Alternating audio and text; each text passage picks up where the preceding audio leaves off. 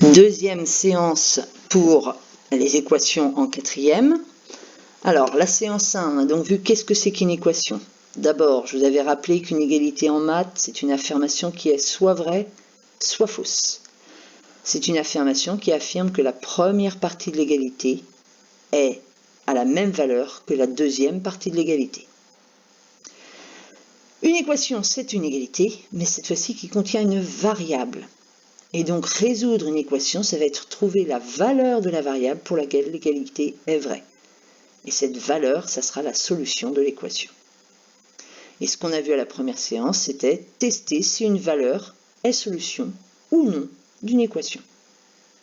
Alors, la deuxième séance, cette fois-ci, ça va être comment résoudre une équation, c'est-à-dire comment trouver la valeur de la variable qui rend l'égalité vraie.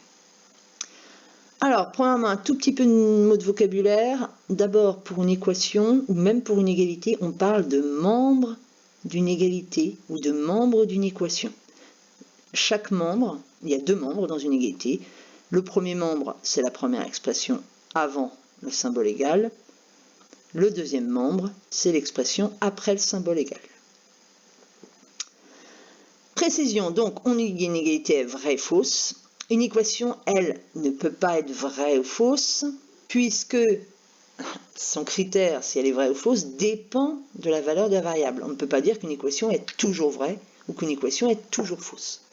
On dira plutôt qu'elle est résolue quand on a trouvé la valeur qui la rend vraie, ou pas résolue quand on a une valeur, on a remplacé par une valeur qui rend l'égalité fausse. Alors, avant de pouvoir résoudre les équations, comprendre quelque chose que je vous explique ici. 1 plus 4 égale 5, 2 plus 3 égale 5. Cette égalité, elle est vraie. Quoi que je fasse comme opération sur chaque membre de l'égalité, si je fais la même opération, l'égalité reste toujours vraie.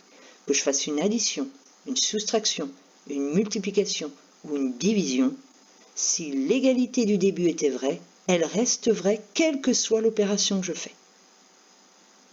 Même chose si l'égalité est fausse. 1 plus 4 égale 2 plus 5, c'est faux. 1 plus 4, ça fait 5, 2 plus 5, ça fait 7. Cette égalité, elle est fausse. Si je fais la même opération de chaque côté, quelle que ce soit une addition, une soustraction, une multiplication ou une division, si l'égalité était fausse au début, elle est fausse à la fin. Donc, très important, quand on fait la même opération de chaque côté sur chaque membre d'une égalité, si elle était vraie avant, l'égalité reste vraie. Si elle était fausse, elle reste fausse. Alors, il y a une seule exception, c'est la multiplication par 0. Si on reprend l'exemple là, 1 plus 4 égale 2 plus 5, cette égalité, elle est tout le temps fausse. Mais maintenant, si je dis, tiens, à gauche et à droite, je multiplie par 0. 1 plus 4, 5, 5 fois 0, 0. 2 plus 5, 7, 7 fois 0, 0. Ah, l'égalité était fausse, et quand je multiplie par 0, j'obtiens les deux membres de l'égalité qui sont tous les deux égaux à 0. Donc l'égalité devient vraie. Mais en fait, voilà, 0 c'est vraiment l'exception. En maths, c'est un nombre très particulier, surtout lié à la multiplication, puisque 0 multiplié par n'importe quoi donnera toujours 0. Donc, à part cette opération de multiplier par 0, toutes les autres, si on la fait à gauche et à droite sur les deux membres d'une égalité, on garde la véracité de cette égalité. Si elle était vraie, elle reste vraie. Si elle était fausse, elle reste fausse.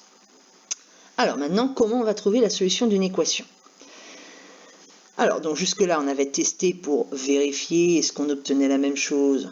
Si c'était la même chose, la valeur qu'on avait choisie, c'était la solution de l'équation. Sinon, ce n'était pas la solution. Maintenant, on va voir comment trouver cette valeur sans test. Alors, on va résoudre l'équation 3x plus 8 égale 5x moins 7. Quel nombre je dois mettre à la place de x pour que le nombre que j'obtiendrai ici soit le même que le nombre que j'obtiendrai ici. Première idée, on va trier. 3x plus 8. Ces deux termes qu'on ne peut pas mettre ensemble, ils ne sont pas de la même sorte. Là, on a un nombre, et là, on a un nombre qu'on ne connaît pas, une variable, 3x. Même chose de l'autre côté. Donc, première idée, on va faire basculer tous les x d'un côté et tous les termes sans x de l'autre. Attention, on sait qu'on peut effectuer les mêmes opérations de chaque côté de l'égalité sans changer sa véracité. Première idée, je vais d'abord me débarrasser des 3x. Comment se débarrasser de plus 3x? En faisant moins 3x. Attention, si je fais moins 3x à gauche de l'équation, je dois faire moins 3x à droite.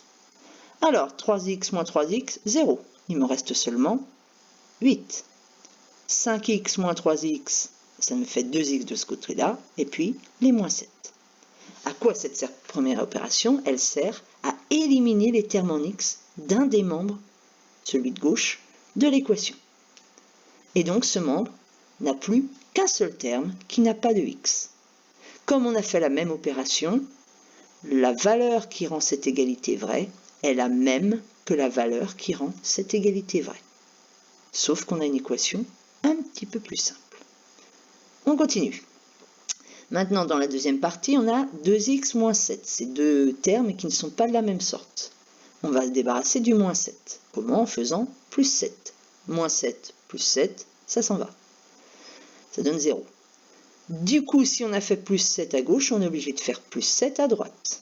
Alors, là, les 7 sont partis. 8 et 7 ici, ça fait 15. On se retrouve donc avec 15 égale 2x. Et on a entièrement trié. D'un côté, on a un terme sans x. De l'autre côté, on a un terme avec x. Donc, à quoi sert cette deuxième opération de faire plus 7 de chaque côté? Elle élimine le terme sans x du membre de l'équation où on avait déjà rassemblé les termes avec x. Attention, si on avait une valeur qui rendait cette équation vraie, c'est la même valeur qui rend cette équation vraie.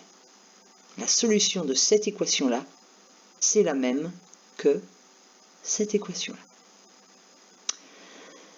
Donc je le redis, si une valeur rend la première égalité vraie, alors elle rendra aussi forcément la deuxième égalité vraie.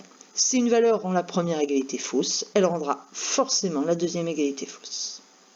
Bon, donc première étape, on a séparé.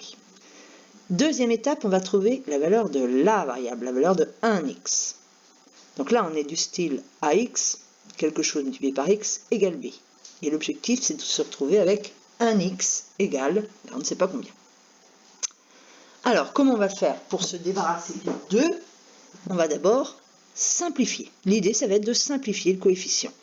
Donc, si on a 2x, il suffit de diviser par 2. Quand on simplifie, 2 demi, dans 2, combien de fois 2? Une fois. Dans 2, combien de fois 2? Une fois. 1 unième, c'est-à-dire 1x. Attention, on a divisé par 2 à gauche, on est obligé de diviser par 2 à droite. Et donc, on obtient 1x égale 7,5. Alors, à quoi sert cette troisième opération? Elle sert à simplifier le coefficient qui est devant le x pour obtenir comme coefficient 1, c'est-à-dire x, la valeur de x.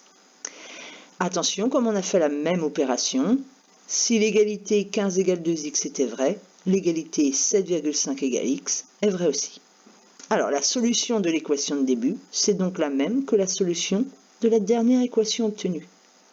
On pense que l'égalité 3x plus 8 égale 5x moins 7. On pense que cette égalité, elle est vraie. Quand cette égalité est vraie, c'est-à-dire quand x vaut 7,5. On va vérifier. Quand x vaut 7,5, 3x plus 8. 3x, c'est x plus x plus x, c'est-à-dire 3 fois 7,5. Plus 8, on fait le calcul, on obtient 30,5. À gauche, alors 5x moins 7, 5 fois 7,5 moins 7. On fait le calcul et on obtient 30,5. Du coup, quand x vaut 7,5, cette égalité est vraie, puisque à gauche et à droite, on obtient 30,5. On va en conclure que 7,5, c'est la solution de l'équation, c'est-à-dire le nombre qui rend l'égalité vraie.